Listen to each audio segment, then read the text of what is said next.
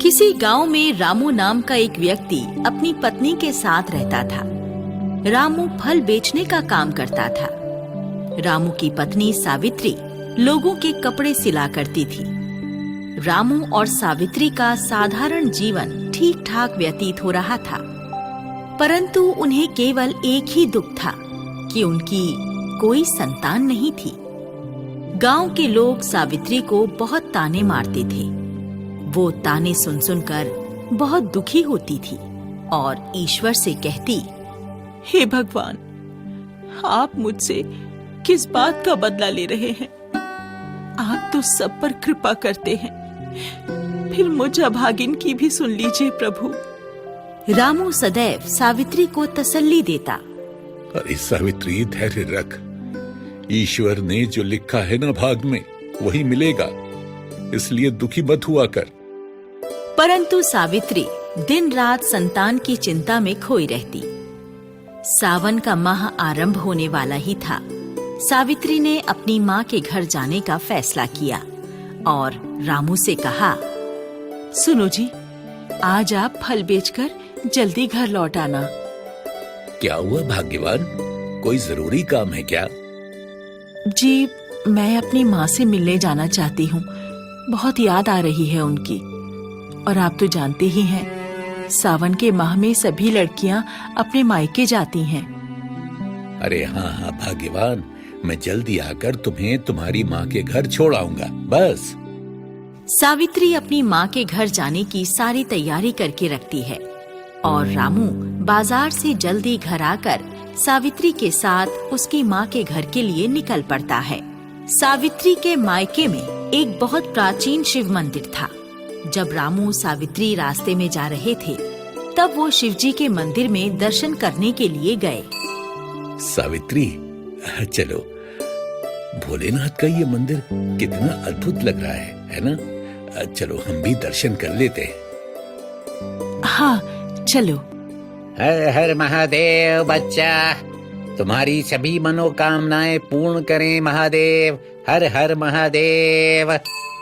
रामू और सावित्री शिव जी के दर्शन करके सावित्री की माँ के घर पहुँच जाते हैं और दोनों शिव दर्शन पाकर एक अद्भुत शांति का अनुभव करते हैं। भोजन करके दोनों सो जाते हैं। प्रातः जब दोनों उठते हैं तो फिर सावित्री की माँ और भाई शिव मंदिर जाने के लिए तैयार हो जाते हैं। माँ, आप सब शिव मंदिर जा रहे हैं? क्या आप सब रोज मंदिर जाते हैं? बेटी, हम तो भोले बाबा का अभिषेक करके ही अपनी दिनचर्या शुरू करते हैं। तेरे पिता के जाने के बाद उन्हीं के आशीर्वाद से हमारा गुजारा चल रहा है। और तेरी भाभी तो हर साल सावन के सोमवार का व्रत करती है। माँ, मुझे भी ये व्रत करना सिखाओ। भाभी, ओ भाभी, मुझे भी बताओ ना, इस व्रत को करने की विधि क्या है? अरे सावित्री, रख लेना व्रत। पहले तुम और रामू तैयार हो जाओ, कुछ खा लो। क्यों ना तुम भी आज हमारे साथ मंदिर चलो। कल से सावन शुरू हो रहे हैं। मैं तुम्हें व्रत का सारा विधान समझा दूंगी। रामू और सावित्री एक बार फिर मंदिर पहुंच जाते हैं।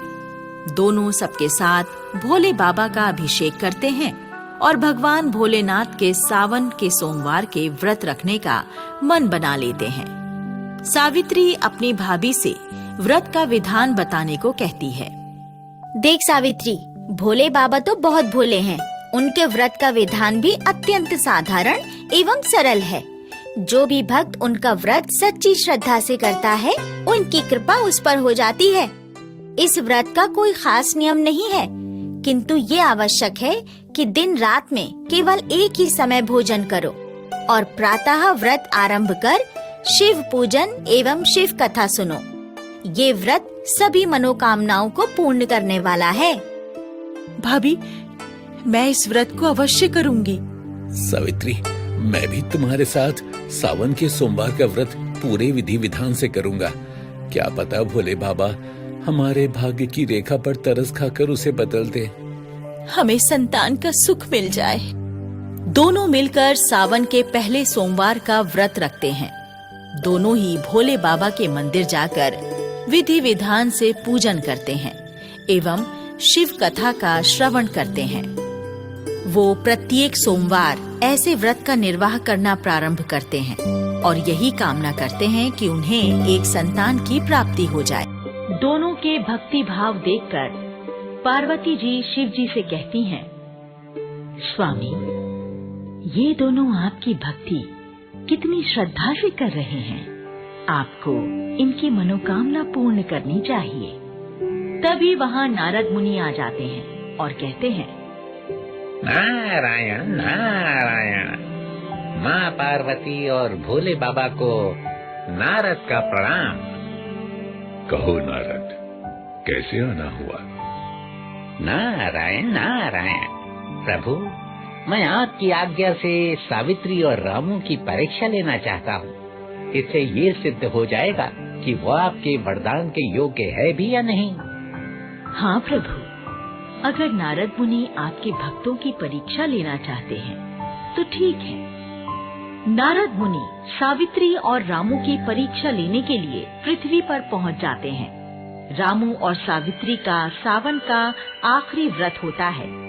दोनों पति पत्नी अपने व्रत का उद्यापन करने मंदिर जा रहे होते हैं और नारद मुनि एक ऋषि के भेष में उनसे मिलने पहुंच जाते हैं।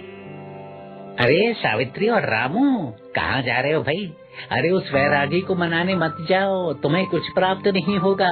मेरी शरण में आओ, मैं तुम्हें संतान प्राप्ति की एक ऐसी पूजा बताऊंगा कि तुम्हारा सपना सत्य हो जाएगा। महाराज, आपने हमारे नाम कैसे जाने और हमारा उद्देश्य भी बिना बताए जान गए?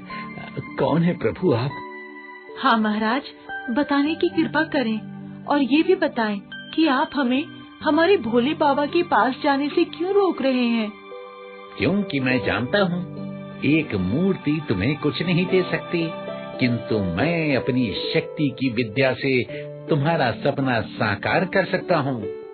रामू और सावित्री पहले तो बहुत सोच विचार करते हैं, फिर ऋषि से कहते हैं, ऋषिवर, हमें क्षमा करें, हम भोले बाबा के नाम का व्रत कर रहे हैं। अगर उन्हें कृपा करनी होगी, हमें संतान अवश्य प्राप्त होगी। हम और किसी की पूजा नहीं कर सकते। एक संधी प्रगती करण्याची, एक संधी शिकण्याची, एक संधी भारताच्या सर्वोत्कृष्ट कंपन्यांमध्ये इंटर्नशिप करण्याची। नहीं कर सकते।